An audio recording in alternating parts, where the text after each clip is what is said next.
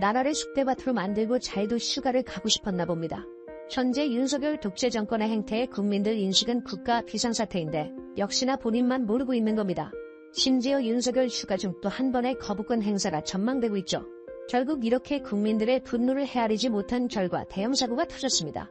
오죽했으면 시민들이 단합하여 대놓고 고함을 치기 시작한 겁니다. 역대 이런 대통령은 처음일 것입니다. 영상 시청 전 구독과 좋아요 눌러주시면 큰 힘이 됩니다. 그가 이진숙 씨가 다녔던 언론대학원 교수 맞죠? 저는 알지 못합니다. 그런 거 체크 안 해요? 자격심사 하셨다면서요. 이해충돌 소지가 있는지 확인해야 되는 거 아닙니까? 됐고요. 장문진 이사로 선임되신 6명 가운데 지방 MBC 사장 하셨던 분들이 누구예요? 자, 차태리 눈여겨보지 않았어요. 자, 그리고 눈여겨보지 않습니까?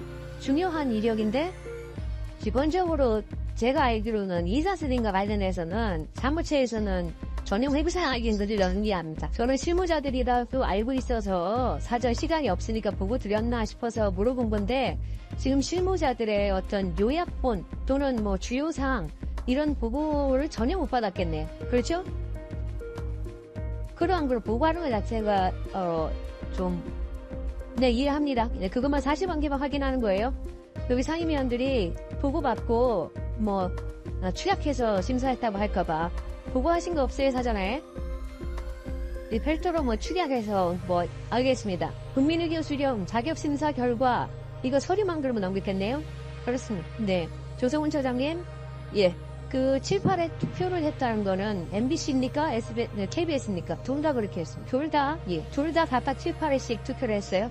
그게 7, 8회 가까이 했던 걸로 기억납니다. 각각. 예, 각각. 투표하는데 소요되는 시각은 어느 정도입니까? 한번 1대1이 나오면 좀 쉬었다 하고 그래요? 그냥 계속 진행했던 걸로 기억합니다. 1대1인데 조율 과정 없이 계속 또 투표가 나올 때까지 그렇게 진행했었습니다. 교황 선출하는 것도 아니고. 어제 박문진 이사로 선출된 임무영 이사는 이진숙 방통위원장의 법률 대리인입니다. 요거까지만 오늘 말씀드리고, 네, 이어서 청문회에서 구체적인 사항들을 말씀드리겠습니다. 정말 코미디 그 자체입니다. 이게 나라입니까? 결국 방송장악을 위해 이진숙, 김태규 둘이서만 지칠 때까지 투표했다는 거고, 이러니 나라가 쑥대밭이 됐다는 얘기가 나오는 겁니다. 이 와중에 윤석열은 휴가 중 국회를 통과한 방송사법과 민생회복지원금법 등의 거부권을 행사할 거란 전망이 나오며 더욱 국민들의 분노는 커지고 있습니다. 최민석 대변인은 브리핑에서 일 좀 하자는 국회 입법에 싫다고 소리 지르고 놀러가는 금쪽이 대통령을 보면서 국민은 어지러움을 느낀다고 말했습니다. 이어 대한민국의 정치, 경제, 사회 모든 영역을 쑥대밭으로 만들어놓고 휴가를 떠나겠다는 윤 대통령의 뒷모습에 국민 분노는 더 커질 것을 엄중히 경고한다고 지적했습니다. 윤석열은 오는 5일부터 여름휴가 일정에 돌입하고 휴가 기간에 지역 전통시장을 방문하는 등 민생 행보에 나설 전망이라고 하는데요. 대통령실 관계자는 윤 대통령의 휴가 일정이 5일 월요일부터 시작된다면서 군시설을 방문하고 지역의 시장 가게들을 둘러 내수 진작을 위한 행보에 나설 수 있다고 말했습니다. 또한 윤석열은 지난달 30일 국무회의를 주재한 자리에서도 국무위원들의 휴가 사용을 독려했다고 합니다. 이 자리에서 윤석열은 여름휴가 관련 바쁜 일상에서 잠시 벗어나 활력을 재충전하는 소중한 시간이면서 지역 경제의 활기가 살아나는 좋은 기회라며 전국의 각 지역은 방문객을 맞이하기 위해 만반의 준비를 하고 있다고 설명했습니다. 윤석열은 국무위원 여러분부터 지역 경제 활성화에 힘써주시고 각 부처 공직자들이 앞장설 수 있도록 독려해 주기 바란다며 저도 지역과 내수를 살리는데 더욱 관심을 기울여 노력하겠다고 덧붙였습니다. 윤석열은 지난해 휴가 중에도 지역 전통시장을 방문했는데요. 하지만 현재 시민들의 반응이 심상치가 않습니다. 그도 그럴 것이 이번에는 윤석열이 나라를 쑥대밭으로 만들어 놓은 것을 모두가 목도했고 보수 지지층 일부도 돌아서고 있는 상황에서 우리 지역으로 오기만 해라. 다같이 윤석열 타도를 외치며 쫓아낼 것이라는 실제 전통시장 관계자들의 반응이 쏟아지고 있는 것입니다. 심지어는 전통시장 관계자들 뿐만 아니라 다른 업종에 종사하고 있는 국민들도 지역과 내수를 살린다고 하는데 제발 우리 지역에 올 생각하지 마라. 굴욕을 당하는 역대 최초의 대통령이 될 것이라는 반응을 보이며 싸늘한 시각을 보냈습니다. 윤석열은 국무위원들도 휴가 줄이지 말고 모두 다 가라. 휴가 잘 쓰는 것도 직무라고 말하고 있는데 정작 이를 받아들이는 국민들 생각은 180도 다른 겁니다. 나라를 쑥대밭으로 만들어 놓았으니 당연한 결과겠죠. 국민들이 분노하고 있는 이유는 비단 이진숙 때문만이 아닙니다. 영상 보겠습니다. 입니까? 거기다 공무원 맞습니까? 예. 검사들에게도 정치적 중립 의무가 있나요? 공무원님. 정치적 중립 의무가 있냐고요? 예. 네. 아까 우리가 저 댓글 보고 정말 놀랐어요. 우리 이정민 의원님이 말씀 주신 것 보니까 그게 정치적 중립 의무를 지키는 거라고 보십니까? 다 못하시겠죠. 자, 특정 정당이나 특정 정치인에 대해서 적기심을 무시하거나 우호적인 발언을 하는 걸 정치적 중립 의무를 위반한다고 볼 수 있습니까? 내용은 다 다시 봐야 될 것 같습니다. 네. 제대로 다 못하시겠죠? 진혜원 검사에 대해서 기소된 거 알고 계시죠? 진혜원 검사가 SNS에 윤석열 대통령의 부인 김건희 여사에 대해서 줄리라고 표현했다라고 해서 기소해서 징역 1년 그리고 또 정보통신망법으로 징역 6개월, 2년 6개월을 부용했어요. 이 정도 사안에 징역 1년 6개월 부용했으면 아까 검사들 저 댓글들은 징역 3년을 부용해도 모자랄 것 같아요. 장관이시니까 돌아가서 감찰하셔야 됩니다. 하시겠습니까? 내용은 살펴보겠습니다. 살펴보시고 법사위에 보고하십시오. 계속 추적해서 묻겠습니다. 자, 그리고 우리 국방장관이 아까 우리 업무보고할 때 이렇게 얘기하셨어요.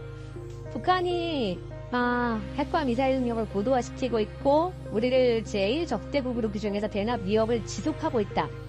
그래서 확고한 군사 대비 태세를 유지해야 한다. 이렇게 말씀하셨어요. 기억하시죠? 네. 이 말씀만 들으면 굉장히 든든해지는데 이 군사 대비 태세 어디서 하십니까? 네, 다시 말씀. 군사 대비 태세를 어디서 하시냐고요? 군사 대비 태세. 국방부 우리 국미암. 장관님은 어디서 군사 대비 태세 하세요? 집무실에서 하시나요?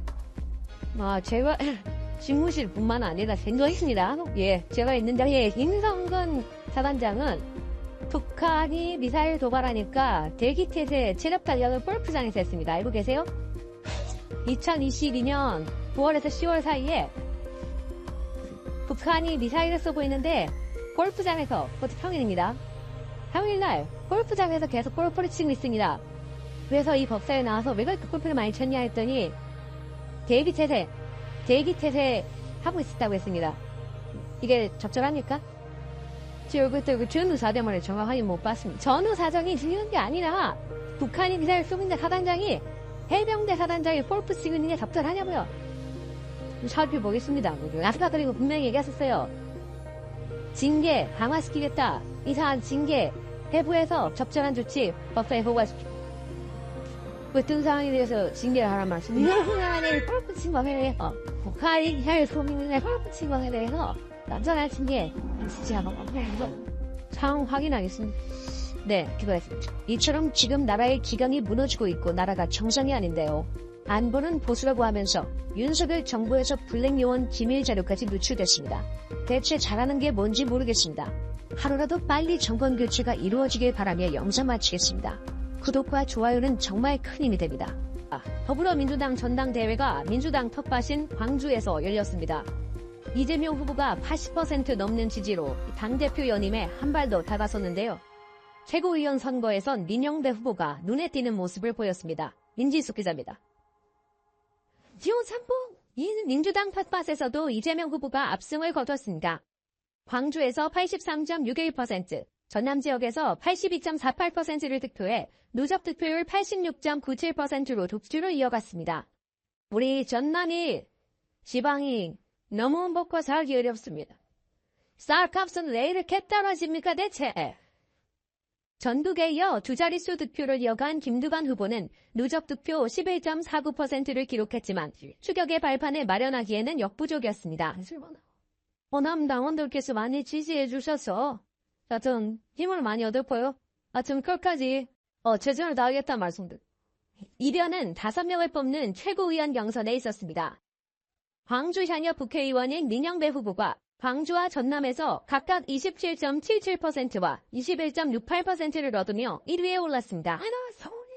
이로써 하위권에 머물렀던 민 후보는 김병조 후보를 제치고 당선권인 5위로 올라섰습니다.